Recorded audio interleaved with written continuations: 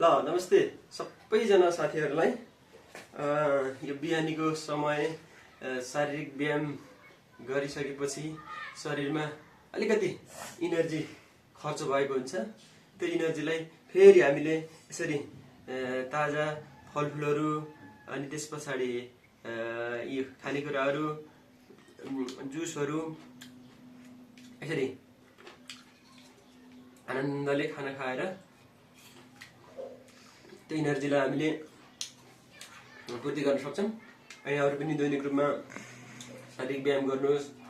शारीरिक व्यायाम पश्चात शरीरलाई फाइदा हुने खालको घरमै आफै बनाएर यसरी फलफुलहरू फ्रुट सबै मिक्स गरेर जुस बनाएर खान सक्नुहुन्छ। सम्भव भएसम्म दैनिक नै खानुहोस्। सम्भव भएसम्म दैनिक खानुहोस्, नभए हप्तामा 3-4 दिन खानुहोस्। अनि शारीरिक व्यायामहरू नियमित गर्नुहोस्। जति धेरै शारीरिक व्यायाम गर्न सक्यौँ त्यति नै फाइदा हुन्छ। शारीरिक व्यायामले नै हामी मानिसको शरीरलाई एकदम स्फूर्त र स्वस्थ रहनको लागि मद्दत गर्छ। यहाँहरू पनि अल्छी नगर्नुहोस्, दैनिक रूपमा शारीरिक व्यायाम गर्नुहोस्। विभिन्न किसिमका फाइदाहरूलाई नजिकबाट मद्दत गर्छ। हस् त, धन्यवाद।